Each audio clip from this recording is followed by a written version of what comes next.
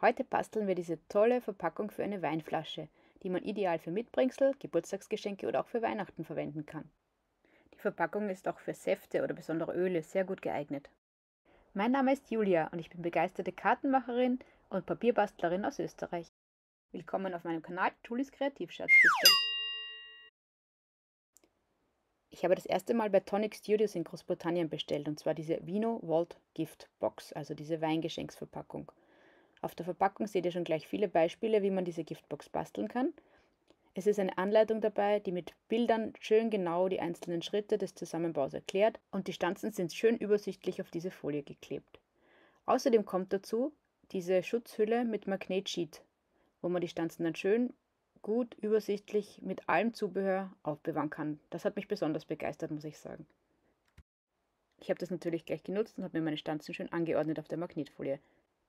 Die Magnetfolie haftet wirklich sehr gut, die Stanzen sind gut aufbewahrt und in die Schutzhülle passt dann auch noch die Anleitung rein. Also alles beieinander. Wirklich, ich bin begeistert. So, jetzt geht's aber los, basteln wir diese Geschenksverpackung. Ich will einen gewissen Vintage-Look erzielen, deswegen arbeite ich mit Kraftpapier von Florence, und das hat eine Stärke von 300 Gramm, damit die Geschenkbox am Schluss sehr stabil ist. In der Anleitung steht genau, wie viele Teile ich einmal am Anfang benötige, um die Basis herzustellen für die Geschenkbox, die dann auf verschiedene Weisen geschmückt werden kann. Ich suche mir also die richtigen Stanzteile heraus, die ich für meine Basis brauche, und stanze mir diese in der benötigten Anzahl aus. Diese Seitenteile mit der Rundung oben braucht man 4-mal. 2-mal braucht man diese mit den Muscheln verzierten Teile. Diese kleinen Rechtecke braucht man 4-mal, das ist für den unteren Teil der Box, die Seitenteile. Und dann gibt es diese quadratische Stanze, die macht entweder volle Quadrate, die braucht man 2-mal als Boden für die Kiste, oder man legt eine zusätzliche Stanze, nämlich den Kreis, in die Mitte.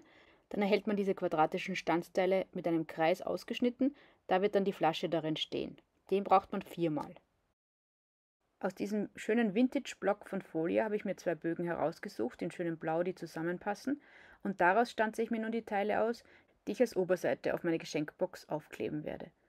Es gibt dann auch noch weitere Stanzen, die ein schönes Muster erzeugen, das man noch einmal zusätzlich als Ebene aufkleben kann. Diese habe ich heute aber nicht verwendet. Bei der Platzierung der Stanzteile achte ich auf das Muster der Bögen, denn es sollen ja alle Stanzteile schließlich dann gerade und schön gleich ausschauen. So, das sind jetzt die Teile aus dem Oberpapier, die ich benötige. 4-mal das Rechteck für die Unterseite der Giftbox, 2-mal die Seitenteile und 2-mal diese oberen Teile, die sich dann runden werden. Da diese Bögen eine weiße Rückseite haben, sieht man an der Schnittkante auch das Weiß durchscheinen. Da ich nicht möchte, dass man dieses Weiß sieht, hole ich mir meine Distress Oxides in passenden Farben, hier Mermaid Lagoon, und färbe damit die Schnittkanten ein. Zusätzlich bekommt das Dekopapier dadurch auch einen Vintage-Look, weil es ein bisschen benutzt ausschaut.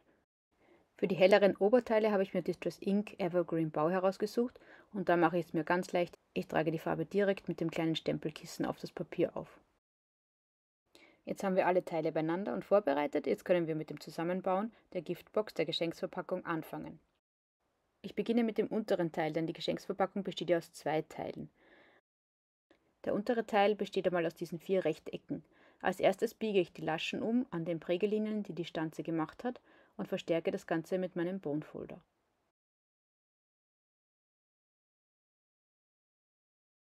Dann trage ich auf alle Laschen ein doppelseitiges Klebeband in der Breite von einem 1/8 Inch auf. Wenn das erledigt ist, nehme ich mir eine Unterseite, das ist ein Quadrat ohne Kreis in der Mitte, und klebe es an die längere Seite eines der Rechtecke an. Ich achte genau auf die Platzierung, denn das soll ja dann auch schön zusammenpassen. Im nächsten Schritt nehme ich dann die kleinen Rechtecke und klebe sie in einer Kette aneinander, das heißt mit den kurzen Teilen des Rechteckes eines ans andere ankleben. Wenn das getan ist, nehme ich so ein Quadrat mit einer Kreisausstanzung und das klebe ich an die lange Kante des ersten Rechtecks gegenüber der Seite, wo wir das Quadrat schon angeklebt haben. Für meinen Vintage-Look hole ich jetzt Vintage Photo Distress Oxide heraus und färbe damit die Kanten alle braun ein. Das schaut doch schon richtig schön alt aus, passend zu einer Weinverpackung. Da ich jetzt einen anderen Verschluss machen wollte als den, der bei der Giftbox vorgesehen ist, habe ich mir diese dekorativen Bänder herausgesucht und habe mir 4 gleich lange Stück zugeschnitten. Die waren ungefähr so 20-25 cm lang. 2 dieser Bänder brauche ich nun für den Unterteil der Kiste. Ich klebe sie mit doppelseitigem Klebeband an zwei gegenüberliegende Rechtecke an. Dabei muss man darauf achten, dass die Bänder in die Richtung zeigen, in der das Rechteck mit dem ausgestanzten Kreis liegt. Jetzt können schon die schönen Dekopapiere auf diesem Boxteil aufgetragen werden. Hier verwende ich kein doppelseitiges Klebeband, sondern einen Flüssigkleber, da das flächiger hält, meiner Meinung nach. Jetzt ist es schon soweit, dass wir die untere Box zusammenkleben können. Ich nehme dazu die Abdeckungen vom doppelseitigen Klebeband an den oberen Laschen und bringe zusätzlich noch einen Kleber auf, damit ich das Ganze noch ein bisschen bewegen kann, bevor es wirklich fest ist. Ich habe unbedingt darauf geachtet, dass auch die Dekobänder nach unten zeigen, dass sich die nicht im Kleber verhängen. So wird jetzt die Kiste zusammengebaut, bis alle 4 Teile schließlich diese Box bilden. Die Unterseite wird noch nicht festgemacht, denn bevor das passiert, lege ich noch eine Verstärkung, nämlich nochmal ein Quadrat mit dem ausgestanzten Kreis in die Box hinein und klebe das fest. Damit es auch gut hält, verwende ich wieder meine altbewährten Nähklammern und klemme es fest. Dann nehme ich das zweite Viereck ohne Kreisausstanzung. Ich bedecke es großzügig mit Kleber, und zwar am Rand besonders vorsichtig und dann in der Mitte überall, und lege das Ganze mit dieser mit Kleber bedeckten Seite nach oben in meine Box hinein. Dann entferne ich die Abdeckungen von doppelseitigem Klebeband an den Laschen und klebe die Box zu. Ich nehme auch hier wieder etwas Kleber auf die Laschen, damit ich wieder ein bisschen Bewegungsraum habe.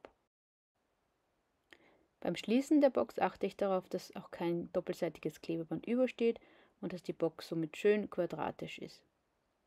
Wenn das geschehen ist, dann drücke ich von oben durch die Öffnung das zweite Rechteck, das wir vorher hineingesetzt haben, auf das erste auf und drücke mit meinem Bonefolder nochmal die Ecken der Einlage hinunter, damit es gut hält. Dann kann ich schon meine Nähklammern entfernen und der Unterteil der Box ist fertig. Jetzt nehmen wir uns den oberen Teil der Box vor. Hier beginnen wir mit diesen 2 Teilen, die diese Muscheln am Rand haben. Mit meinem Bonefolder versuche ich dem Papier beizubringen, dass es sich wölben muss, damit es nachher nicht knickt, wenn ich es befestige. Außerdem muss man von einem der beiden Teile die beiden Laschen an der Oberseite, wo auch diese runde Einkerbung ist, abschneiden. Bevor ich die beiden Teile nun zusammenklebe, biege ich mir alle Muscheln einmal um, damit es dann vorbereitet ist fürs Zusammenbauen. Auch hier nehme ich wieder meinen Bonefolder als Verstärker zur Hilfe. Mit Distress Oxide Vintage Photo färbe ich auch hier wieder die Kanten ein, damit ich den Vintage-Look bekomme und das Unterteil zum Oberteil passt. An dieser Stelle hat mich dann leider meine Kamera im Stich gelassen. Zum Glück habe ich in der Zwischenzeit nur die beiden Teile oben zusammengeklebt und was noch wichtig ist, ich habe mir 2 kleine Rechteckstreifen gesucht und habe damit die Innenseite der Verbindung dieser beiden Teile verstärkt, um zusätzliche Stabilität zu erzeugen. Jetzt nehme ich diese Seitenteile, das sind die mit der Wölbung oben. Ich habe noch 4 über, bei 2 davon kann ich die untere Lasche abschneiden, denn diese dienen nur zur Verstärkung auf der Innenseite. Um die Seitenteile jetzt innen an den Muscheln zu montieren, habe ich eine Mischung aus doppelseitigem Klebeband und Kleber verwendet. Kleber allein hat nicht funktioniert auf diesem Papier, da ist eine Beschichtung darauf. Daher habe ich nun einen Teil der Laschen mit doppelseitigem Klebeband befestigt und die restlichen mit Kleber. Das Klebeband hat dafür gesorgt, dass es sofort hält, der Kleber sorgt dafür, dass es langfristig auch gesichert ist. Jetzt klebe ich an diese Innenteile mit dem Bogen die Außenteile mit dem Bogen. Auch hier arbeite ich wieder mit einer Mischung aus doppelseitigem Klebeband, welches besonders über diese Muschelteile befestige, und Kleber, der dann die Fläche abdecken soll. Dann kann man schon das zweite Teil mit der Wölbung auflegen. Bitte darauf achten, dass die Lasche sich nach innen biegt. Bei mir war ich nicht ganz genau mit dem Kleben, daher muss ich da ein bisschen nachschneiden. Die Innenteile sind zu sehr übergestanden, das habe ich weggeschnitten, dass sich sonst die Laschen von den Außenteilen nicht mehr bewegen hätten können. Auf der anderen Seite bin ich genauso verfahren, das gibt es jetzt hier im Schnelldurchlauf. Es fühlt sich alles schon recht stabil an. Um jetzt die Oberseite zu schließen und diesen Teil für die Flaschenhalterung, also das Quadrat mit dem ausgestanzten Kreis, zu befestigen, achte ich als erstes darauf, dass ich auf allen Laschen auf der Innen- und Außenseite doppelseitiges Klebeband oder Kleber aufgetragen habe. Ich verwende hier an 2 Innenlaschen Kleber, damit ich einen gewissen Bewegungsspielraum habe. Zuerst nehme ich dieses Quadrat und klebe es an einer Seite mit doppelseitigem Klebeband fest und dann drücke ich es nach innen und befestige es an den übrigen Innenseiten der Laschen. Auch hier nehme ich wieder meine bewährten Nähklammern zur Hand, damit das Ganze festhält, besonders dort, wo der Kleber aufgetragen ist. Jetzt ist es Zeit für das verbleibende Quadrat mit Kreisausstanzung. Ich entferne die Abdeckung von den doppelseitigen Klebebändern, trage auf die Ecken noch zusätzlich Kleber auf und befestige dann das verbleibende Rechteck. Das Rechteck muss sowohl an den Außen- als auch an den Innenkanten angepasst werden und meine Nähklammern helfen mir wieder, dass es dann gut hält. Nun wird es Zeit, die Gegenstücke zu meinen Dekorationsbändern an der Unterseite auch an der Oberseite aufzukleben. Ich verwende dazu wieder doppelseitiges Klebeband und befestige damit die Dekorationsbänder. Um jetzt mein Dekorationspapier an der Oberfläche, an der gewölbten Oberfläche aufzutragen, vertraue ich nicht nur auf Kleber, sondern auch hier verwende ich doppelseitiges Klebeband, damit ich gleich zu Beginn einen guten Halt bekomme, und den Rest der Fläche decke ich mit Kleber ab. Um das anzuschauen, gibt es jetzt Musik.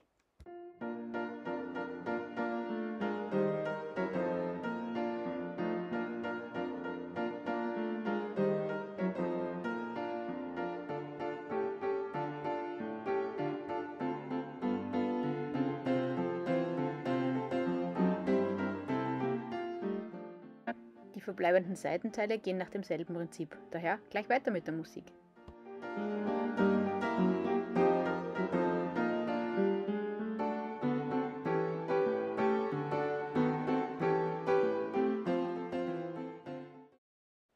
So, damit ist eigentlich der Oberteil auch schon fast fertig.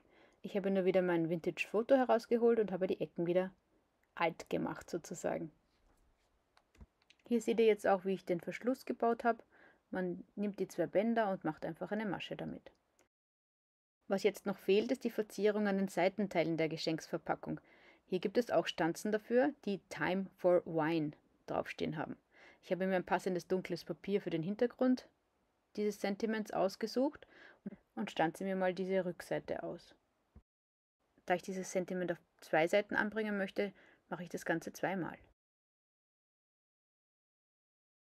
Und da ich auch hier wieder die Schnittkanten verdecken möchte, kommen meine Distress Inks wieder zum Einsatz. Das Sentiment wollte ich mir wieder aus Kraftpapier ausstanzen. Da habe ich aber erst nach dem Stanzen gemerkt, dass diese Sentiment-Stanze, der zweite Teil hier eben, den Außenrand nicht mit ausschneidet. Daher habe ich das Ganze dann noch einmal gemacht und habe dabei die Außenstanze gleich mit eingebaut. Und so schaut das dann aus, wenn es fertig ist. Dann habe ich die beiden Teile jeweils aufeinander geklebt, auch wieder mit Flüssigkleber. Und zum Aufkleben auf die Weinverpackung selbst habe ich dann wieder eine Mischung aus doppelseitigem Klebeband und Flüssigkleber gewählt. Ich habe dann gedacht, ich muss dieses Sentiment ein bisschen mehr hervorheben, damit man das Time for Wine auch gut lesen kann, und habe es mit braunen Stiften nachgezogen. Das ist ein bisschen schief gegangen, wie ihr da gesehen habt, das hat mir überhaupt nicht gefallen. Also habe ich nochmal zwei Sentiments aus Kraftpapier ausgestanzt, habe diese mit Vintage Photo altern lassen, dann mit einem weißen Gelstift die Worte Time und Wein schön nachgezogen. Und diese beiden Sentiments habe ich dann einfach über die anderen drüber geklebt. Dadurch hat das Sentiment mehr Dimension erhalten, was immer gut ist, und außerdem hat man dieses hässliche braun-weiße Zeugs nicht mehr gesehen. Damit ist unsere Geschenksverpackung fertig und kann für Wein oder besondere Öle oder auch Säfte verwendet werden. Ich finde, sie ist sehr schön geworden und sie ist auch sehr stabil. Ich würde mich sehr freuen, wenn ihr mir ein Like da lässt oder sogar meinen Kanal abonniert, wenn euch das Video gefallen hat. Bis zum nächsten Mal. Ciao!